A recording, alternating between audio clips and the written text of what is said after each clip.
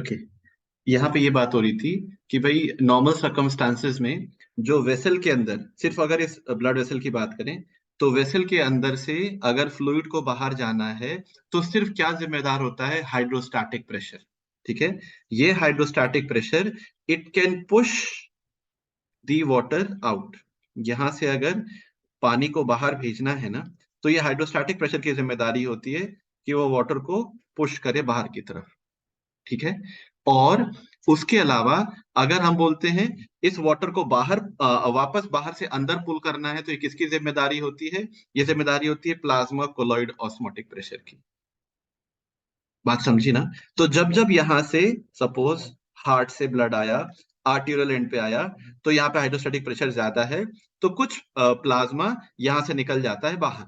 ठीक है, जब यहां से आगे जाता है, तो एक बात बताइए, अगर सपोज ये सोल्यूट्स हैं, यहां से अगर हाइड्रोस्टैटिक प्रेशर की वजह से पानी बाहर चला गया, और जब ये जो बचा हुआ प्लाज्मा था, जब ब्लड था, ये जब यहां पहुंचा, तो हम बोलते हैं यहाँ पे सोल्यूट्स भी हैं, वाटर भी है। यहां से आपने वाटर थोड़ा सा बाहर निकाल दिया, तो अब जो प्लाज्मा यहां आएगा वो मोर कंसंट्रेटेड होगा या लेस कंसंट्रेटेड होगा आर्टीरियल एंड के मुकाबले? जितना यहां था मोर उसके मुकाबले। कॉन्सेंट्रेट, मोर कॉन्सेंट्रेट। ठीक है ना, क्योंकि सॉल्यूट तो उतना ही रह गए ना, आपने सिर्फ वाटर बाहर भेज दिया, तो यहाँ पे सॉल्यूट ज्यादा है, प्लाज्मा कम है, तो ये फिर ये जो यहाँ से गए थे उनको वापस बुला लेता है। लेकिन होता क्या है, जितना पानी या जितना प्लाज्मा बाहर जाता है ना, वो पूरा का पूरा बैलेंस नहीं होता, तो कुछ अमाउंट ऑफ फ्लूइड प्लाज्मा का रह जाता है टिश्यूज में। वो एब्जॉर्ब होता है किससे? लिम्फेटिक वेसल्स से। ठीक है, और ये लिम्फेटिक वेसल्स जो होती है ना, ये जो इकट्ठा प्लाज्मा था, ये इसको इकट्ठा करती हैं और इसको वापस लिम्फेटिक डक्ट के जरिए लास्ट में ले जाती है थोरैसिक डक्ट में। और थोरैसिक डक्ट कहाँ खुलता है? लेफ्ट सबक्लेवियन वेन में। ये क्वेश्चन है, ये पूछा गया है क्वेश्चन कि साहब अगर जो प्लाज्मा थोड़ा सा बच जाता है, जितना सपोज इधर से मान के चलिए एक हिसाब से, अगर 0.5 ml यहां से बाहर गया हाइड्रोस्टैटिक प्रेशर की वजह से, और अंदर कितना आया? 0.4 ml, तो ये जो 0.1 ml बचा था, इस पानी का क्या, इस प्लाज्मा का क्या हुआ? तो ये 0.1 ml एक एग्जाम्पल के तौर पे ये कहाँ चला जाएगा? ये लिम्फेटिक कैपिलरीज में, और लिम्फेटिक कैपिलरीज फिर आपस में जुड़ के बनाती है लिम्फेटिक डक्ट, और वो लिम्फेटिक डक्ट बना के जुड़ के बनाता है थोरैसिक डक्ट, और ये थोरैसिक डक्ट फिर आगे जाके लेफ्ट सबक्लेवियन वेन में ड्रेन करती है। और सबक्लेवियन वेन कहाँ खुलती है? सुपीरियर वेना कावा में। और सुपीरियर वेना कहाँ खुलती है? हार्ट के कौन से चैम्बर में खुलती है superior vena cava? Right atrium. Right atrium. यानी जो हार्ट से यहां से आया था ना, वो वापस ये तो हार्ट में जा ही रहा है, जो यहां बच गया था वो भी घूम के कहा गया? हार्ट में। यानी जितना लेफ्ट वेंट्रिकल से निकला था उतना लेफ्ट वेंट्रिकल को वापस हो जाएगा। ये है कंसेप्ट, यहां तक समझा ना? ठीक है, अच्छा, अब सुनिए, इसमें सबसे इंपॉर्टेंट चीज है, वो ध्यान से सुनिएगा। अगर किसी वजह से हाइड्रोस्टैटिक प्रेशर बढ़ जाए, ठीक है, या प्लाज्मा कोलॉइड ऑन्कोटिक प्रेशर ये कम हो जाए, ठीक है, तो पानी अब ज्यादा जाएगा और वापस कम आएगा। अगर वापस कम आएगा तो पानी यहाँ इकट्ठा होगा, और पानी जब यहाँ इकट्ठा होगा तो कुछ पार्ट लिम्फेटिक्स में जाएगा, हो सकता है कुछ पार्ट यहाँ रह जाए, और जब यहाँ रह जाता है ना, तो उसी को बोलते हैं क्या? एडिमा। ठीक है, एक ये कंसेप्ट है। दूसरा, ऐसा भी तो हो सकता है कि लिम्फेटिक वेसल्स में कोई ऑब्स्ट्रक्शन आ जाए। अगर कोई ऑब्स्ट्रक्शन आ जाए तो ये आगे जा नहीं रहा। लिम्फेटिक कैपिलरीज कितना प्लाज्मा एब्जॉर्ब करेंगे? उनकी भी तो कैपेसिटी, उनकी भी तो एक लिमिट है। तो कुछ टाइम बाद क्या होता है, बोलते भाई अब हम वाटर एब्जॉर्ब नहीं कर सकते, अब यहाँ पे वाटर इकट्ठा होना चालू हो गया टिश्यू में। This also leads to edema. Concept समझाना, बस इतना ही कहते हैं कि if the rate of fluid movement from inside, ठीक है, to outside and outside to inside, ये जो इसका मूवमेंट का रेट है, ठीक है, अगर ये ज्यादा हो जाए, ये एक्सीड कर जाए रेट ऑफ लिम्फेटिक ड्रेनेज को। भाई लिम्फेटिक ड्रेनेज बोल रहा है थोड़ा रुक के दो, मैं थोड़ा सा एब्जॉर्ब करने में टाइम लग रहा है, थोड़ा सा रुक रुक के दो, ये रुकते नहीं। ठीक है ना, if the rate of flow of the plasma, ऐसे या net rate of fluid movement, ये एक्सीड कर जाता है from inside to outside and again back from outside to inside, ये एक्सीड कर जाता है rate of lymphatic drainage, then fluid accumulates within the tissue. और अगर टिश्यू में फ्लूइड एक्यूमुलेट हो रहा है तो नेट रिजल्ट क्या है? इडेमा। ठीक है। और सपोज अगर ये कोई सिरोजल सरफेस पे इन्वॉल्व है तो फ्लूइड इकट्ठा हो जाएगा एडजेसेंट बॉडी कैविटी में, उसको हम इफ्यूजन बोल सकते हैं। ठीक। अब ये जो इडिमा इकट्ठा हुआ है ना, ये जो फ्लूइड्स आए हैं या जो एफ्यूजन हुआ है, ये इन्फ्लेमेटरी हो सकता है या नॉन इन्फ्लेमेटरी हो सकता है। ठीक है। ये जो हो रहा है ना, ये इन्फ्लेमेटरी भी हो सकता है, नॉन इन्फ्लेमेटरी भी हो सकता है। ठीक है। इसके बारे में अगर थोड़ा सा डिटेल में आपको समझाएं तो जनरली ऐसे कहा जाता है कि जब ये यहां से वापस गया ना बाहर, तो इसमें दो तरह का हो सकता है, या तो इन्फ्लेमेटरी इडिमा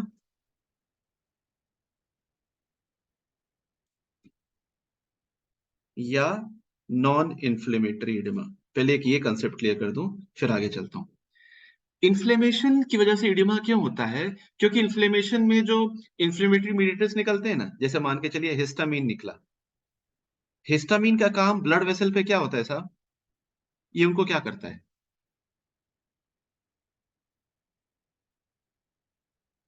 फिजियोलॉजी में पढ़ा था हमने। Vasodilation.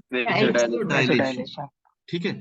अगर वेसल्स डायलेट हो रही हैं, मान ली एक नॉर्मल ब्लड वेसल थी, इसका ये ल्यूमेन है, अगर डायलेट हो गया तो उसका ल्यूमेन बढ़ गया ना। ठीक है। यानी अब उसमें ज्यादा ब्लड आएगा।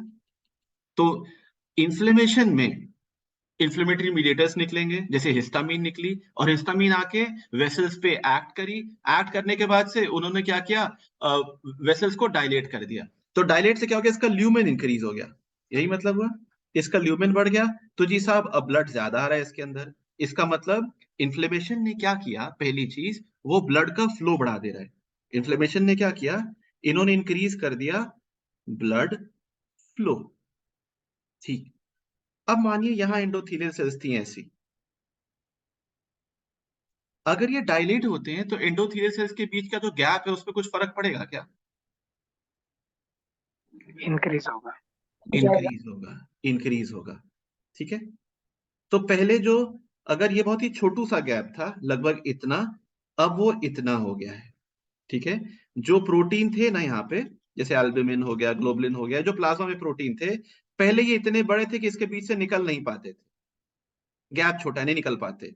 लेकिन अब वो प्रोटीन यहां से आराम से बाहर निकल जाते। कहानी समझी?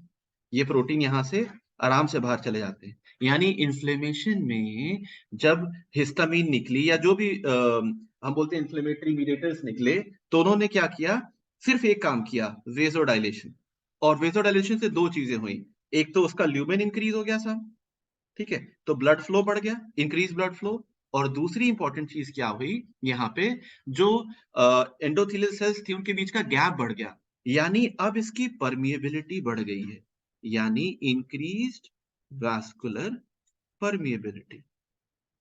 आसान, सिंपल कंसेप्ट। परमिबिलिटी बढ़ गई मतलब अंदर का प्रोटीन भी जो है अब ये बाहर जा रहा है। यानी ये जो यहाँ टिश्यू में फ्लूइड इकट्ठा होगा ना साहब इन्फ्लेमेशन में, उसमें हम कहते हैं वहां पे प्रोटीन भी आते हैं। ये प्रोटीन रिच फ्लूइड है। This fluid which is getting accumulated in the tissues in case of inflammation is protein rich fluid। Logic समझा? ठीक है। और इस प्रोटीन रिच फ्लूइड को आप बोलते हैं एक्सुडेट। ठीक है। इस प्रोटीन रिच फ्लूइड को बोलते हैं आप एक्सुडेट। Clear concept? ठीक है।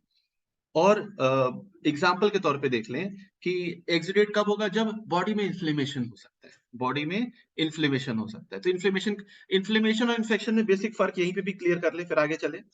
इन्फ्लेमेशन वर्सेस इन्फेक्शन, दोनों में फर्क क्या है?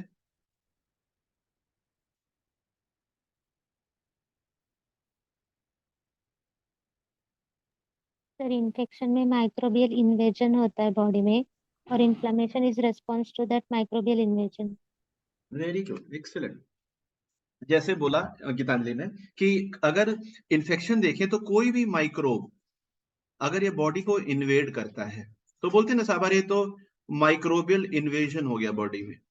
ठीक। तो बॉडी चुपचाप थोड़ी ना बैठेगी, बॉडी उसके खिलाफ सारा कुछ डिफेंस मैकेनिज्म स्टार्ट कर देगी। तो ये जो डिफेंस मैकेनिज्म है ना, इसी को बोलते हैं आप इन्फ्लेमेशन। Clear concept? ठीक है। तो अगर इन्फ्लेमेशन हो रहा है तो इन्फ्लेमेटरी मीडिएटर्स निकलेंगे, हिस्टामिन है, ब्रैडिकाइनिन है,